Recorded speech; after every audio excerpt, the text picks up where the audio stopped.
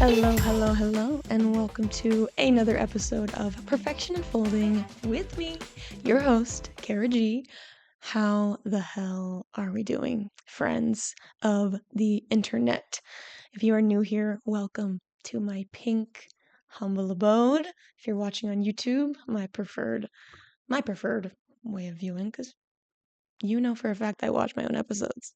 What do you think this is? This is Perfection Unfolding with Cara G. I have to make sure the source material is looking good. You know what I'm saying? Yeah, welcome. If you have been listening, if you've been tuning in, it's good to be back.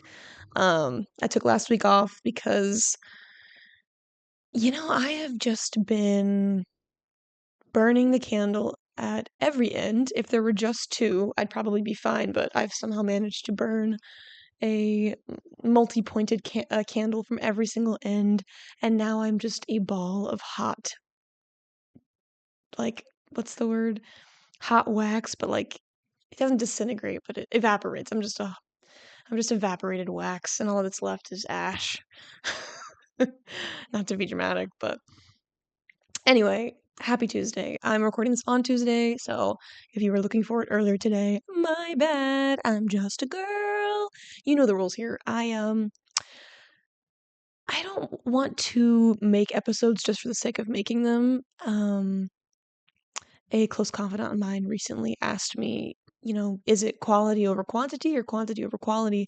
And I said yes. Like the goal is both. The goal is to show up consistently to this world, to this perfection unfolding world, to be a resource, to be of service, to be transparent, to be vulnerable, to talk about all the things, but also you know, to make it good. I want it to be good. And I know that I can't always do that if I'm not good, you know? And so today, we did the inner child series the last 4 or 5 weeks, and I hope that you enjoyed that. Again, if you're new here, go back and listen to that series. That's the most recent mini series I've done on inner child healing and how to heal your inner child, how to cultivate a relationship with your inner child, how to use that work to change your life. Um, I'm very proud of it. I'm very excited that I got to do that. Um, and I like how I ended the series talking about how to just incorporate play into your life. But, if I'm being totally honest, today's episode's gonna be a little bit like of a hodgepodge of things. I couldn't really, um, if I'm being honest, the last couple weeks, I haven't really had like a solid idea. I haven't had a solid point to make, and I kind of found myself getting caught up in the perfectionism of it all, which totally defeats the purpose of the show. It's like I want it to be good, but I have to trust that whatever I bring you, whatever I'm inspired by, is going to be helpful. Like I've told you guys before, I am not a special person when it comes to the topics, the self-development topics I discuss, or the tools that I use. But I think the draw of the show is me. Like, it's my individual experience, it's my perspective, it's the perspectives of the people that I bring on. And I think the way that I distill information could be helpful. I like to think of myself as, you know, somebody who operates from a place of grounded spirituality, of holistic self-development. I like practicality. I like the real stuff. So, if you're still here and you're still listening, it's because you're an OG fan 5 minutes in. And if you're new here, buckle up because today I want to talk about some things that I'm struggling with. Um, and then the plan of action I have to combat those things, right? So the last couple weeks I have been, well, if you want a little TMI, the last couple weeks, last week I was on my period, so I was menstruating. But last Monday, like, I have felt last Monday a wave of hopelessness kind of washed over my body. It was like all the things I've been dealing with recently came to a head, and it felt like too much. It felt like, I mean, I sat down and I took a video of myself for about 7 minutes, as one does when they're crying, and I was saying things like, "Nothing I do is good enough. No one's ever gonna love me for who I really am." Like, this is how Robin Williams felt before he, passed away. This is how people who give feel. Like, they feel misunderstood. I felt in that moment, I felt like nothing I do is ever gonna be enough to receive the love that I so desire.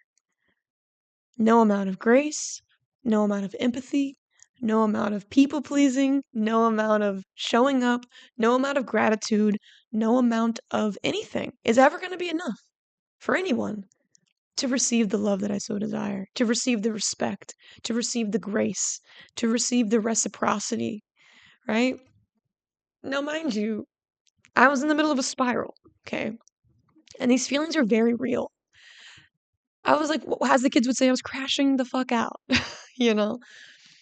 And what's so funny about that moment for me was, like, I knew I was crashing out. I knew that what I was saying, not true. There are plenty of people in this world who love me, who want to show me their love, who do show me their love, who do show up for me, who do check in, who would die if they knew that I felt that way, you know? Who would feel crushed. And yet, the feelings persist. There was no amount of logic that could have pulled me out of that. There was no amount of nothing. No one could have said anything to me in those moments, in that moment of me feeling those feelings to bring me out of it. And that's like the paradox of it all, you know? I think I even called my mom later that day to try to get what I needed, right? To try to extract what I needed from her, like, which is, unconditional love, which my mom has unconditional love for me. My mom is my best friend. But there's nothing that she said or could have said in that moment that would have made me feel better. And that's a feeling that I can't really make sense of. That experience of depression, of hopelessness, of unworthiness, of just feeling so incredibly alone. And I'm saying all this to share with you, like, these are feelings that I used to have a lot when I was younger. That feeling of it's just me. It's always gonna be just me forever. Like, no one is going to no one understands me. Nobody sees me. Nobody gets me. Nobody cares to get me. Nobody cares to see me. You know, those might not be absolute truths, but they feel so true when you're feeling them. You know, something that you hear a lot on the internet is like your feelings aren't facts, right? And in a lot of ways it's very liberating to hear that because you can kind of be like, "Oh, this is just a wave. I'm just going through a wave, and this wave is gonna end because everything ends, and everything that begins always has to end, and that gives me faith and hope that this too shall pass." But when you're in the thick of it, that shit just pisses you off because nothing feels more real than those stories that you're telling yourself. Because a lot of times you have experiences that back up those hypotheses, I have been rejected. I have been neglected. I have felt unworthy. I have felt alone, you know? And I don't know, it was weird because it was this like this a week ago, it had been so long since I had experienced these feelings and I was in that moment, feeling sorry for myself and going through the thing while also observing myself going through the thing while also thinking to myself, this is so odd that this is coming up right now. Like, why? And, and then I cried, I cried, I cried, I cried. I let myself feel pathetic and pitiful and I came out of it a little bit. I came out of the bulk of the crash out, and I was kind of thinking to myself, Mind you, I didn't use any of the tools that I have in my tool belt to talk me off the ledge either. I just let myself go there. And, a day or like over the next couple days, I let myself think about kind of like what was going on. I knew I was about to start my period, which, it's not uncommon that I'm crying out of nowhere when I'm about to start my period. But normally it's from watching like cute videos on the internet, like cat videos or baby videos or homecoming videos. Like I'm just always my emotions are heightened. I get annoyed a little bit easier. So there are like symptoms of PMS there, but they're not bad. Like they're not like what I went through last week. And I was thinking about it and I was just like, I I realized I haven't been doing any of the rituals or self-care regimen tools or anything that I've developed over the last several years. I've been doing any of them at all for months. I hadn't written in my journal since April. It's now August, the end of August. I haven't, been focused on what I'm eating, right? Or I've been doing okay, but I've been eating out a lot. I haven't been weight training. I haven't been regularly exercising. It's been a little bit hit or miss. So it's like I'm still doing the things here and there, but I haven't been sunbathing once a day. I haven't been going to bed when I'm supposed to go to bed. And when I say supposed to, I mean at an hour that makes sense to where when I wake up in the morning, I feel rested. I haven't felt rested in months, months, because I was burning the candle at both ends for my physical hobby I was doing all last year, right? Which ended in April, May. And I told myself I was going to rest this summer. I was going to rest. I was going to, recalibrate. I was going to rest. And what have I done? I've done a lot of like performative rest, what should in theory be restful, but traveling is not restful. Going to dance class isn't restful. There are things that I love to do, but true rest is when I partake in those activities that reset my nervous system, that fill my cup, that get my creative juices flowing, the writing in my journal, the exercise, the learning. I'm signed up for school right now and I'm way behind. I have been feeling like I've just been floating around in the air. When I'm not doing any of these rituals, when I'm not taking care of myself in any real intentional way, when I'm just kind of unintentionally living, I always feel like I'm floating. I feel like I'm just floating around. And I want to give myself credit, even though I've been doing things and I've been getting things done and I've been allowing my visions to come to the forefront of my mind, and I've been going through a lot.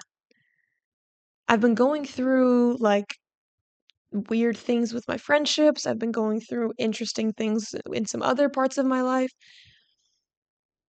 But I just feel like I've been floating around.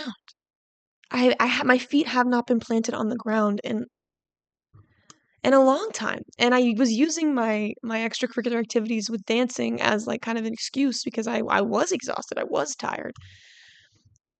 But I don't have that excuse anymore. And here I am on a Monday, at 2 o'clock in the afternoon during work hours, just minding my own business, crashing the fuck out, feeling hopeless, and like nothing I do is good enough and that my existence in the world doesn't matter. Part of that can be chalked up to the fact that I've had these feelings before, but the before times are also before I had any knowledge of how my physicality and how I treat my physical body informs my mental, right? I have this information now. I have these tools.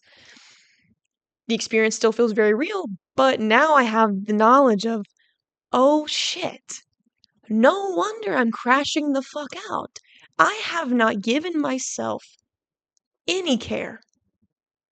And what I've found, one of the reasons why I've been struggling in my friendships so much is because it's two things. Because I haven't been taking care of myself the way that I know I need to, I have been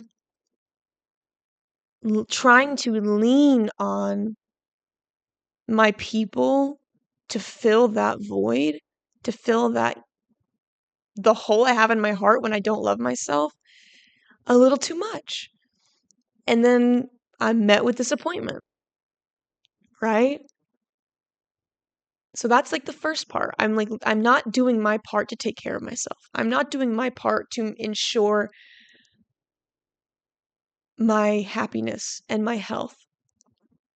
And the other part of that is, oh my God, if I slip up in my self-care regimen at all, there are and I have to lean on my people a little bit.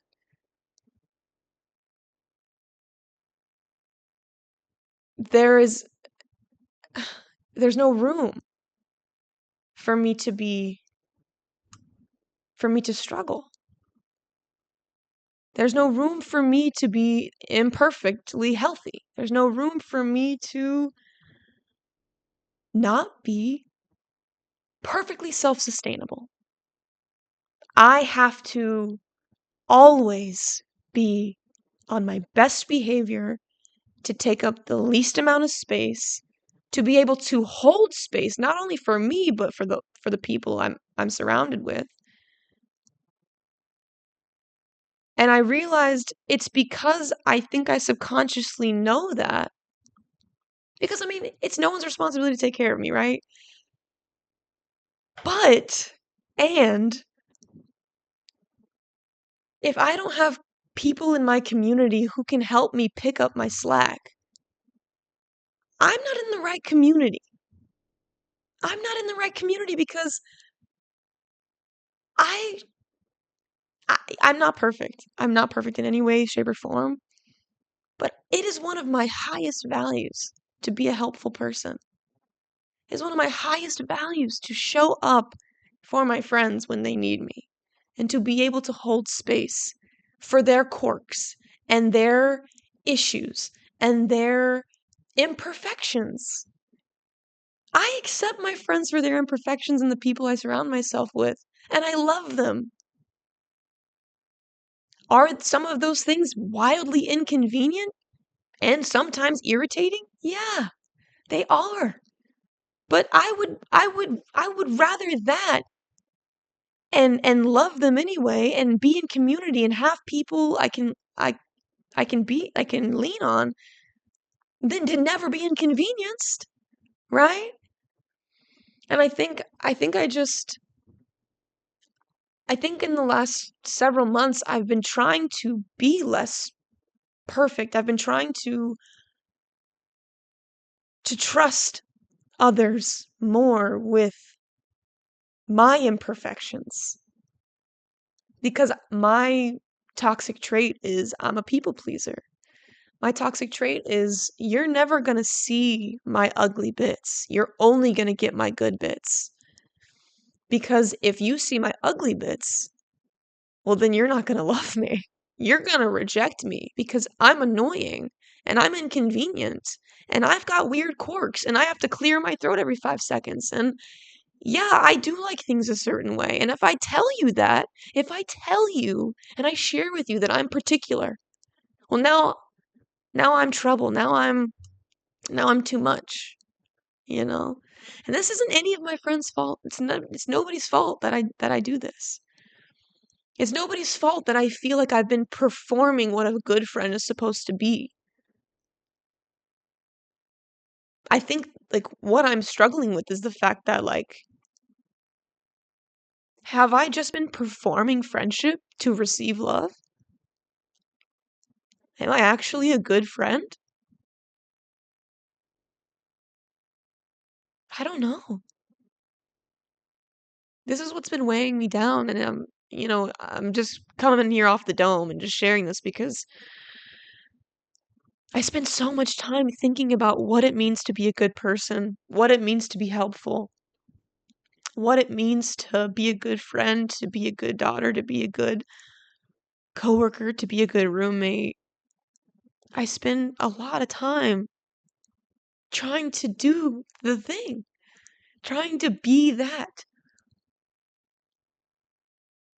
And then I think to myself, well, no wonder you feel so alone. Because no, you don't ever actually let anybody in. You don't ever actually share your real mess with people. Sometimes you're even performatively vulnerable. And I'm using performatively like, it's like, no, I'm being vulnerable, but I'm not gonna be like that vulnerable. Like I can't really show you who I actually am. Like, because then you wouldn't fuck with me. Then you wouldn't, I would be this imperfect person who's not worthy of love. And part of me is really sad by the idea of the fact that this even crosses my mind because it means that somebody put that doubt in me when I was younger. That doubt was planted in me when I was a kid. And you can't just blame your parents. I mean, it's culture, it's society, it's being a woman, it is your parents, you know, depending on what you go through, but the fact that it sustains and it doesn't matter how much work you do or how many tools you collect. Your wounds are your wounds, you know? And part of me doesn't want to take being disappointed by people so personally, right? Like what if I've been performing friend my entire life and when I switch up my behavior and I start being more myself, like I start allowing myself to be disappointed out loud or to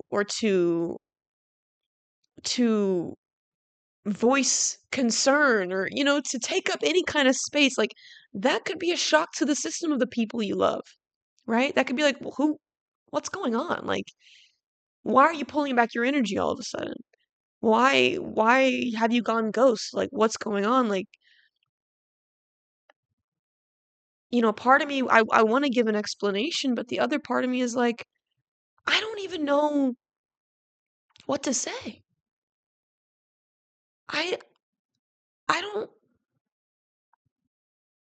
I don't even know how to like be myself right now. Because part of me, such a big part of me is people pleaser. So like that's like I don't even know how to not do that to a degree in certain relationships because I've been doing it so long. So when I start being myself and I'm around these people who know a certain version of me, I'm like, it's hard for me to like integrate this new version of me because I'm like part of me that feels like it's not safe. And then when I do act like this new part of me, this new healed version of me with boundaries who takes up a little bit more space and I'm met with rejection, well my God, that feels shitty. So now it's this experience of I'm trying to integrate who I am in every corner of my life, but there are still some older relationship patterns and some older like personality patterns and traits that I'm trying to rework, but it's hard because it's like I don't know. It's like I have no problem doing it over here. I have no problem with meeting new people because like I feel solid in who I am, right? And I know who I am and I know what I'm about and I know what I deserve and I know what resonates. But then in these other areas of my life, I'm like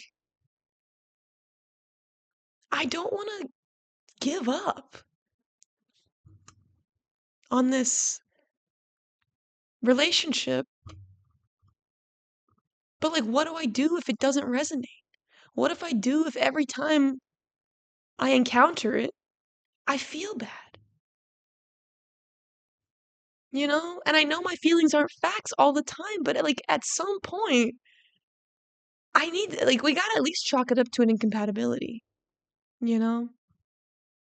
And this isn't just one thing in my life. This is like multiple things. It's something it's a pattern that I've been noticing and I have to take responsibility for my piece of that pattern. And I'm venting, I'm kind of processing this verbally with you, but this is what it looks like, you know? This is what the work looks like. And for me, at least. And so I say all that to say, like, I've been feeling like shit and I've been trying to figure things out, but I've also been trying to take things less personally and shift my mind to thinking like it's just information. It's just information. The way people do and do not show up for you is just information. The way people lie to you, the way people talk about you, the way people talk to you, it's just information. It's a reflection on how they are more so than it is on how you are, you know? And and it's taking everything in me to to not want to overfunction for the people who don't and can't show up the way that I'd like in a way that resonates, you know? I wanna overfunction so desperately, like, I want to make excuses. I want to be like, "It's okay, don't worry about it," like, "Yes, whatever you want," like, that is my programming. My programming is to please. My programming is to not make waves. My programming is to, "Yep, whatever you need, whatever you want, go for it, go for it, go for it." But what's healthy for me is not that, because that is not always how I feel. I do feel like that most of the time. Most of the time, I feel free. I feel generous. I feel grateful.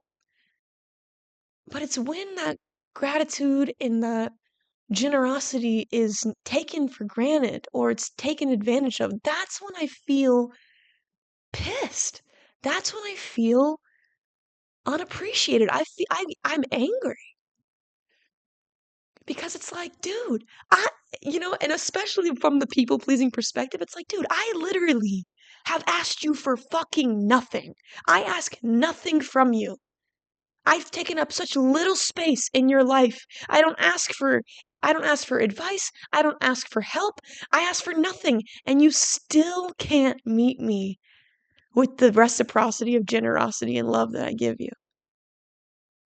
So it's like I wrote in my notes, I was like, no matter how small you make yourself, it's still not going to be enough for the people who don't fuck with you or who performatively fuck with you. So take up the goddamn space. Ask for what you need and and let yourself be a magnet for what does resonate and let yourself be polarizing to what doesn't. That's a mind shift that I've kind of been trying to take on because I'm going back and forth. Like grief is a she's a finicky bitch, okay? Grief is going 1 minute you're gonna be like, nobody loves me, everybody hates me, and the next minute it's like, no, screw that. I'm doing the work. I'm showing up as myself. I'm gonna keep trying. I might be failing miserably and I might be totally messing this up, and I might be the villain and I might be the bitch. But you know what? In the words of Mel Robbins, let them, you know? With love. With love. It's always with love. I'm trying to adopt the mindset of it's just information, you know? And if everybody's for you, if everybody loves you, you probably aren't being a full person. And that's what I'm learning about myself. Am I being a full person in my relationships? Am I giving them, my friends and the people whom I love, the luxury and the benefit of seeing me for who I am, including my ugly bits? That's where my work comes in. It's my job to make sure I'm being myself, that I'm showing up 100,000% because conflict is the price of intimacy. It's the price you pay for intimacy. You will be inconvenienced, there will be conflict, you will be annoyed, but you will also be loved. I felt in those moments last week, you know, from a combination of things, from my period, from maybe some PMDD symptoms, I felt all those feelings because I realized that I am a big piece of this puzzle in that I have not been showing up authentically. I have not been paying the price of conflict. And that's why I feel like I have not received the intimacy that I so desire, the love that I so desire. And that's my fault. Some of these people in my life, yes, they could be at fault in certain ways too, but moving forward, like, that is what I'm going to anchor myself in, is like, the good, the bad, the ugly, I owe it to myself and the people I love, all of it. So that's my first little rant. 30 minutes in. That's what I've been going through. And now I want to get into how I'm going to move forward, knowing what I know, feeling what I feel, and getting back to my self-care and what that looks like. So, for those of you who don't know, if you're new to the show, like there's a lot of lore. This is episode 35, so there's a lot of lore. If you go back and listen to season 1, I was in a totally different season of my life. But that season was all about developing systems of self-care and figuring out how to take care of myself, like what it looks like to take care of my mind, body, spirit. Like this podcast is I'm all about holistic approaches. Like, and holistic just means like you are taking your healing in from an approach that encompasses every facet of your life. You're not just trying to heal yourself through your body. You're not just trying to heal yourself through your mind. You're not just trying to heal yourself through your spirituality. You're trying to you think about from every perspective. My mental is informed by my body, is informed by my my how I feel about myself in the world and my purpose and my spirituality. It's all connected. To pretend like these all live in a silo is unhelpful. To treat your mental health by just going to talk therapy, just putting a band-aid on it, right? But to go to talk therapy and to incorporate an exercise routine that makes you feel good and embodied, that's now we're getting somewhere, right? I think all of it's important, and you might not be able to do all of it all at one time, but the approach is important. Like the fact that you are taking them all into consideration is what's going to move the needle, right? And so that's kind of where I'm at. Like I've been struggling mentally, desperately for a couple months now. And I mean for longer than a couple months. I mean like for the last year and a half. And I've done different things to combat that, but but this summer kind of let myself go in every way. I haven't been grounded with my 2 feet on the earth at all. I've just been floating around and trying to catch my good ideas and trying to catch a good workout and trying to catch, you know, uh, uh, I don't even know, like some self-esteem and some whatever. And so moving forward, I'm going to challenge myself, and I challenge you with this too, to bring back my 20-20-20 exercises. And if you don't know what 20-20-20 is, the 20-20-20 rule I actually learned from Queen Herbie from her podcast, Herbie House. She's a rapper. She makes empowering music. She's great. Not everybody's flavor of Kool-Aid, but she's mine. And she's been a big part of my healing journey, especially with my workouts. Like I turned her music on, and every time I'd work out, and it just made me feel, I don't know, just she speaks life into you. She has a lot of affirmations in her music, but on her podcast she talked about this 20-20-20 rule slash methodology. And she got it from someone else. It could have been Joe Dispenza, it could have been someone else, I don't know. But essentially, the first 60 minutes of your day look like this. It looks like 20 minutes writing, 20 minutes learning or reading, and 20 minutes of sweat. So working out. Working out or just doing something that's going to get your heart rate up and get your blood pumping. And I did this back in 2023, moving into early 2024, for the 3-4 months that I was in California working up in the mountains. And when I tell you that this practice changed my life, this practice is what brought this podcast into reality. It's where Perfection Unfolding was born. It's where like when I was doing this, my creativity, it blossomed. My it was the true start of my physical health journey, where I was working out every day, lifting weights, and those 20 minutes, sometimes it turned into 30, sometimes it turns into 40, sometimes it turned into 50. Like it created this exponential momentum in my creative life, in my relational life. I was moving through a year and a half of processing a relationship breakup. I was grieving, I was creating, I was just I was taking care of myself. I was making healthier choices. I was fired up. Like I was in this place where I was literally snowed in, surrounded by all these men. They weren't terrible men, but they weren't, it wasn't like I was at a sleepover every night. But I was hermiting. I was in the mountain. I was like doing the thing. I was building the system that worked. And when I came back to Dallas, I kept it up for a little while. And then I got a job, a full-time job that took up a lot of my time and energy. And then, I started dancing again and, one thing after another. And then, I kept up the 20 minutes journaling, but the other stuff kind of fell off. I kind of stopped reading as much. I stopped working out as much, as consistently.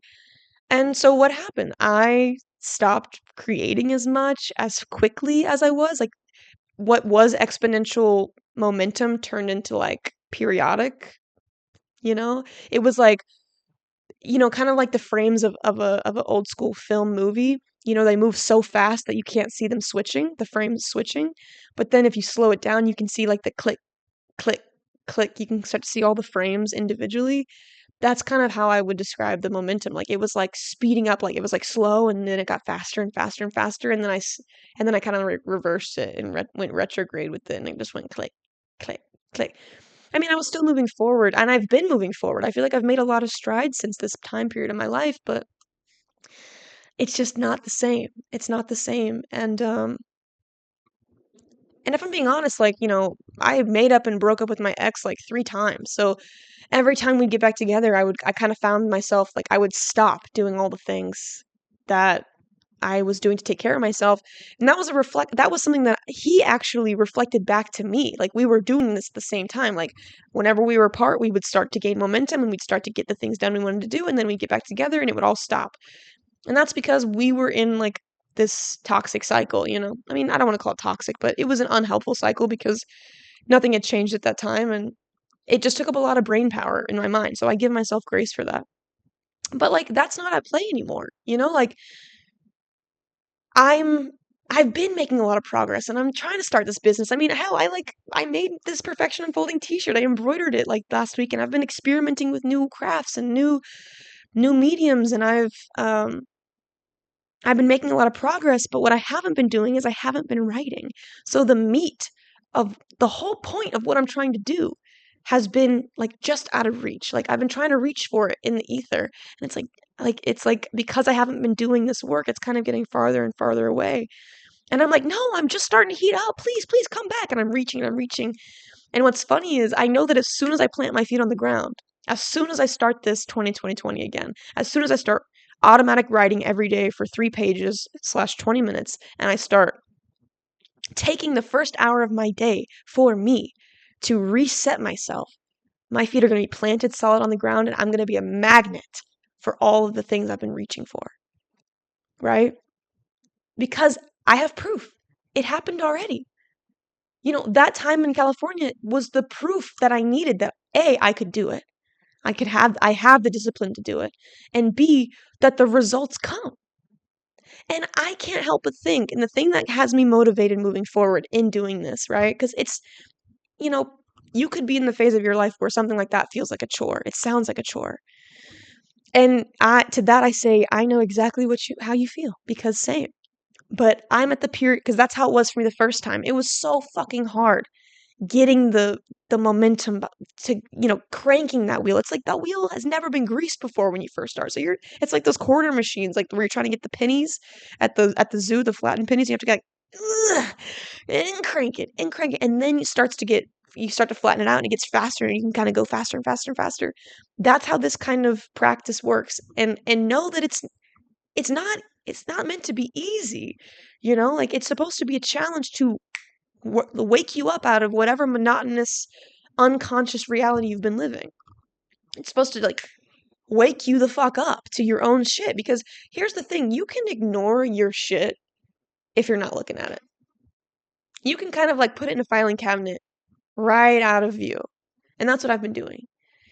And so because it's my Saturn return, to get woo-woo and astrological about it, the last 6 months, I haven't been able to look away from my shit. I haven't been able to look away from it. I thought my ego was I was so sure that I was gonna just like chill through my Saturn return. I was so sure. I was so fucking cocky because I was like, you know, because I let that man go, and I was like, no, I'm holding my boundaries, and what's for me will find me, and I'm doing the work, and I'm cutting the cords, and oh, that was so cute. It was just so cute of me. I really thought that that was it. I really thought that that was my big scary monster. Bitch, that was the beginning. These last 6 months have shown me that that was the beginning. Yeah, very proud of myself for doing that because, you know, for like that paid that is paying off for me right now in ways in which I'm not going to talk about on the podcast, but like that had to happen, right? And I thought, okay, I'm good. I was like, wow, I'm actually early, 3 months before my 30th birthday. Like I'm killing this shit. No, no, because immediately, not even immediately, immediately after my birthday, it was like boom, boom, wham, blam, blam, blam, blam, blam. It was like, and you got to cut this, and you got to do that, and you got to do that, and I'm like, fuck. They're like, yes, here's all these blessings, but also here is the proportional. Here's the other half of that yin yang, right? Here's the good stuff, and also an equal amount of shit you have to sift through. And so I've just been, for lack of a better phrase, raw dogging my Saturn return up until right now. And I'm like, no wonder I'm crashing out. No wonder I feel so alone. No wonder I feel misunderstood because I am not I'm trying to lean on people to do work only I can do. Right? Of course I'm going to be disappointed. Of course, because I can't appreciate the people in my life for who they are if I'm not appreciating who I am. I don't make the rules. It's just what's true, you know? So moving forward, I will be incorporating, and I started today. I didn't do the whole 2020, but today I wrote in my journal for the first time since April 25th. I wrote in my journal today, August 26th, for the first time, and it felt so good. And you want to know what I had to what I had to say to myself in my journal? Everything I'm saying to you right now. Me and my journal are locked in like this. It's like always me and my higher self. Me and my higher self, me and my little self, me and my spirit guides, me and my grandma, like we are all keying in my journal. And I literally like I literally said, I introduced I said I started my entry off basically saying like, I'm back. I know you missed me.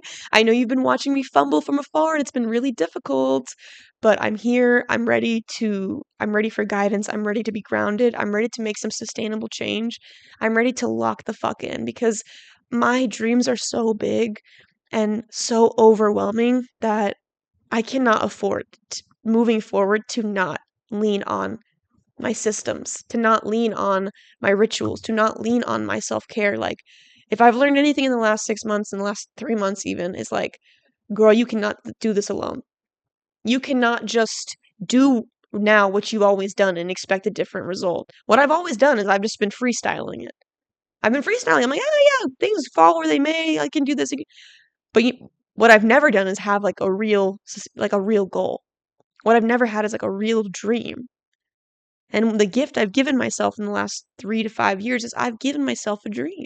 I've given myself desire. I've given myself standards. I've given myself a mission, a purpose. I know what it is now. I'm no longer operating from the space of like, who am I? What am I here for? No, I know all those things. I'm here to help people. I'm here to be myself and to be the example of what that looks like. Full out. How you make that work in capitalism? Again, still not sure. But all I know is that it's my job to do it. And I can't do that if I'm not checking in with myself every day in my journal. 3 pages of automatic writing. I can't do that if I'm not exercising my body in a physical way and sweating every day by lifting my weights in my bedroom. 20 minutes. 20 minutes is nothing in the grand scheme of 24 hours. You've got 20 minutes. You've got 20 minutes for writing. You've got 20 minutes of sweat to ground yourself in your body, to embody what you're feeling, what you're going through, right? Express it, expel it. That's what the sweat is to get the gobbledygook out of your physical body. Let your body do its job. Give it the tools it needs and the environment it needs to do its job, right? And I've got 20 minutes to learn. I've got 20 minutes to read my book. I fucking love reading my books. Every time I read my books, because all of them have to do with spirituality and all of them have to do with helping yourself and learning about the human experience, I fucking walk away from like reading my book so jazzed that I learned something new. And how dare I not give myself that experience for 6+ months? Like that's not fair, you know? And the important part about this practice is that it is for you. It's the first 60 minutes of your day you give to you. You fill your cup and then you pour from your cup and give to others.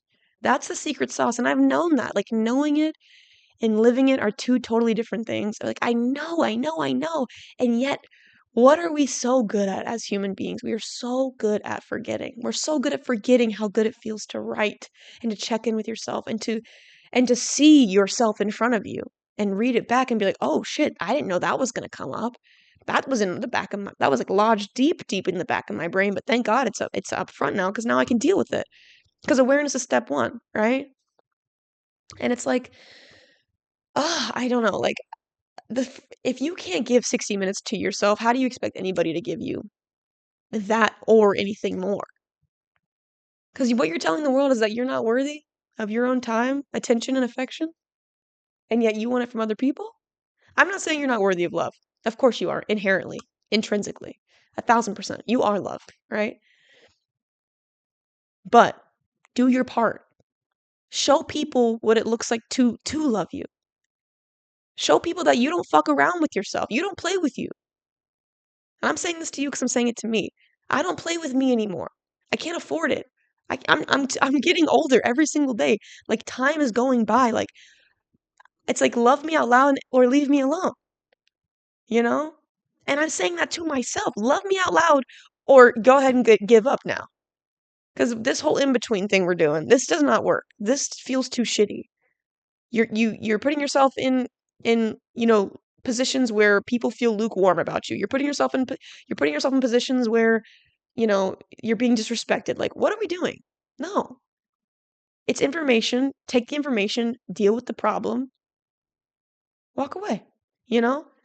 You feel unloved, unheard, unseen. Well, how about you listen to yourself for once? How about you hear what you've got going on in your own head? How about you love yourself first? And then we can talk about the other stuff, you know? So that's my plan moving forward is I'm going to challenge myself to do this 20 for 30 days. I'm gonna plan to do it, longer than that, but I'm gonna come back and check in with you guys in 30 days and and tell you how it's changed my life. Because how funny is it that of course I'm doing this the second it goes into Virgo season. Virgos it makes me laugh because people like to think that astrology is not real, but me, maybe maybe the astrology just controls my experience because everything that I go through is perfectly in line with what's happening in the stars. 1,000%. I hate to think that we're just puppets, controlled by the energies of the universe, but I mean, we have free will. I do believe in free will. But man, I tell you what, the influence of the stars, man, it's a real thing. It's a real thing. That's my prerogative. But Virgo season literally started the day I started my period, which cracks me up because I was so emotional. But but Virgo is all about organization. It's all about your systems. It's all about, I mean, it's the Mother Earth archetype. It's the priestess archetype. It's the tending to your garden, the building of your systems, the rituals, the the pulling your energy in and taking care of your garden. And that's something that I haven't really been doing the whole summer, really. I've just kind of been e- everywhere all at once for everyone but me. And it's like it goes back to and it speaks to everything counts. The little things count. You can't hide from the little things. How you do one thing is how you do everything. And I freaking love that. I hate that quote, but I freaking love it because it's so true. Because the moments where you hate that quote, it's because you know you're not doing what you need to be doing. And the moments that you love that quote, it's because you know you're doing what you need to be doing. And so I hate that quote right now. How you do one thing is how you do everything. But in 30 days, I want to come back to you and say, no, I live and die by that quote because hell yeah. I've been doing everything with the most intention and the most care and the most love. And here's the proof, you know? So hopefully I leave you feeling seen, heard, right? Like if you've gone through something similar, if you're going through something similar, girl, me too. And also, I want to leave you with this tool, with this 20 this 20 minutes of automatic writing, like just brain dump journaling, right? I always do 3 pages specifically because it's in line with the morning pages ritual that Julia Cameron talks about in The Artist's Way. 20 minutes of sweat, right? 20 minutes of sweating. Whatever you want. It could be yoga, it could be jumping jacks, it could be weightlifting, whatever it is, as long as you sweat. 20 minutes. And then 20 minutes of learning, 20 minutes of reading, 20 minutes of, you know, doing some kind of online school, watch a 20-minute video, learn how to meditate, just do something. That's where you're enriching yourself with knowledge every single day. Um, and do it first thing in the morning so that's like you feel, I promise you, it's going to change your life.